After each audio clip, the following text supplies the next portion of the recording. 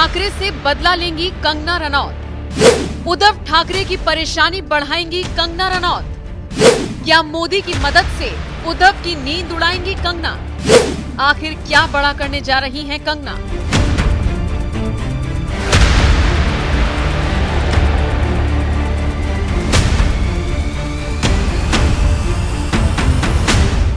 नौ सितंबर 2020 ये वही दिन था जब उद्धव ठाकरे की सरकार में बीएमसी द्वारा कंगना रनौत का घर तोड़ा गया था। ये वही दिन था जब कंगना रनौत के घर पर बुलडोजर चलाया गया था।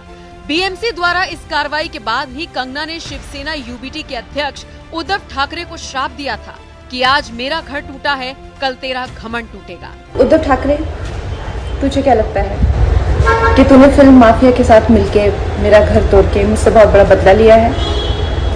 आज मेरा घर टूटा है, कल तेरा घमंड टूटेगा। ये वक्त का पहिया है, याद रखना। कंगना का ये श्राप इतनी जल्दी लग जाएगा ये किसी ने नहीं सोचा था। बीते कुछ सालों में महाराष्ट्र की राजनीति में क्या कुछ हुआ इससे हर कोई वाकिफ है। उद्धव ठाकरे के हाथ से मुख्यमंत्री की कुर्सी गई, विधायक भी हाथ से निकले। कुछ ही दिनों में जुलाई 2022 में महाराष्ट्र सरकार में बड़ा बदलाव आ गया। शिवसेना नेता एकनाथ शिंदे ने मुख्यमंत्री पद की शपथ ली और बीजेपी के देवेंद्र फडणवीस उप मुख्यमंत्री बन गए, जिसके बाद उद्धव ठाकरे को अपनी नई पार्टी बनानी पड़ी, शिवसेना यूबीटी। उद्धव ठाकरे के इस्तीफा देने के बाद कंगना ने जमकर हमला बोला था। कंगना ने सोशल मीडिया पर वीडियो जारी कर ठाकरे पर जोरदार वार किया था। 1975 के बाद ये समय भारत के लोकतंत्र का सबसे महत्वपूर्ण समय है।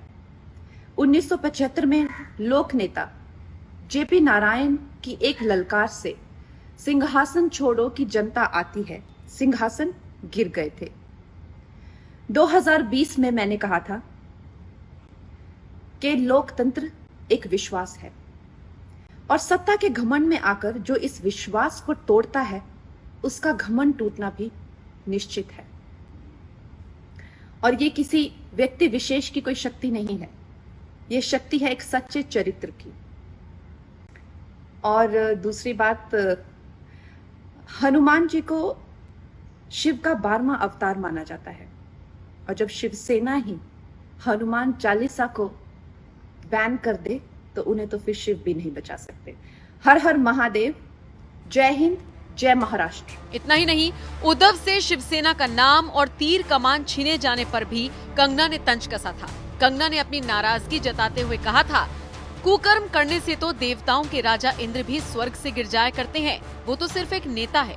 जब उसने अन्याय पूर्व मेरा घर तोड़ा था तो मैं समझ गई थी ये शीघ्र ही गिरेगा। देवता अच्छे कर्मों से उठ सकते हैं लेकिन स्त्री का अपमान करने वाले नीच मनुष्य नहीं, ये अब कभी नहीं उठ पाएगा। कंगना के इस कदम से लगेगा ठाकरे को झटका। कंगना रनौत राजनीति में आएंगी या फिर वो 2024 में चुनाव लड़ेंगी?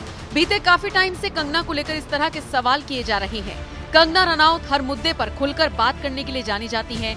देश और दुनिया से जुड़े हर मुद्दे पर कंगना बड़ी बेबाकी से बयान रखती हैं। हर बार राजनीति में एंट्री करने के सवाल पर कंगना अक्सर सभी को कंफ्यूज भी कर देती हैं और हमेशा यही कहती नजर आई हैं कि अभी राजनीति में आना उनके लिए जल्दबाजी होगी। फिलहाल वो अपने काम में ही बिजी है। लेकिन अब आखिरकार कंगना ने हिंट दे ही दिया कि वो राजनीति में आने का विचार कर रही है। दरअसल हाल ही में कंगना द्वारका के जगत मंदिर पहुंची थी। यहाँ उन्होंने द्वारकाधीश मंदिर में माथा टेका। इसके बाद एक्ट्रेस ने मीडिया से बातचीत में लोकसभा चुनाव लड़ने का हिंट दिया। कंगना ने इस दौरान कहा कि अगर भगवान श्री कृष्ण की कृपा रही तो लोकसभा चुनाव लड़ेंगी। कंगना के इस बयान के बाद से ही कहा जा रहा है कि वो 2024 के लोकसभा चुनाव में अपनी मौजूदगी दर्ज करा सकती हैं। कहां से चुनाव लड़ने की है संभावना? कंगना रनौत मूल रूप से मनाली से आती हैं। ऐसे में उनके यहीं से चुनाव लड़ने की चर्चा है। बता दें, मनाली हिमाचल प्रदेश के मंडी लोकसभा क्षेत्र के तहत आता है। कंगना रनौत यूं तो किसी पार्टी की सदस्य नहीं है, लेकिन उनका झुकाव साफ तौर पर बीजेपी की तरफ है। वो खुले तौर पर प्रधानमंत्री नरेंद्र मोदी समेत बीजेपी के समर्थन में बात करती हुई दिखाई देती हैं। ऐसे में अगर कंगना टिकट की दावेदारी करेंगी तो ये दावेदारी बीजेपी से ही होगी। वैसे खबर ये भी है कि कंगना महाराष्ट्र से भी चुनाव लड़ सकती हैं क्योंकि ये उनकी कर्म भूमि है। दरअसल महाराष्ट्र में शिवसेना के शिंदे गुट और बीजेपी के गठबंधन की सरकार है। ऐसे में कंगना यहां से भी बीजेपी के टिकट पर चुनाव लड़ सकती हैं। लेकिन कंगना यहां से किस सीट पर चुनाव लड़ेंगी, फिलहाल इसकी कोई जानकारी सामने नहीं आई है। अगर कंगना महाराष्ट्र की किसी सीट से चुनाव लड़ती हैं और जीतती हैं तो ये उद्धव ठाकरे के लिए किसी बड़े झटके से कम नहीं होगा। वैसे भी उद्धव की पार्टी गर्त में जा रही है। इतना ही नहीं, कंगना अगर जीतती हैं तो उद्धव ठाकरे से अपना सालों पुराना बदला भी ले सकती हैं। पीएम मोदी को अवतार समझती हैं कंगना। कंगना रनौत पीएम मोदी की काफी बड़ी प्रशंसक हैं, ये सब जानते हैं। कंगना पीएम मोदी की विचारधारा की खुलकर कई बार तारीफ कर चुकी हैं। पीएम मोदी के हर फैसले पर कंगना अपना समर्थन देती हैं। कंगना का मानना है कि देश इस वक्त सही हाथों में है।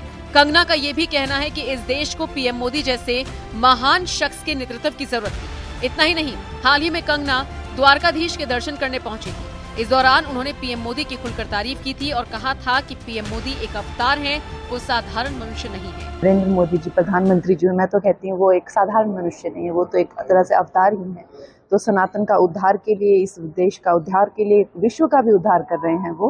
तो वो इस मिट्टी के वो बेटे हैं, इस मिट्टी से वो जन्मे हैं। बता दें, अगले साल लोकसभा चुनाव होने हैं। सभी पार्टियों ने कमर कस ली है।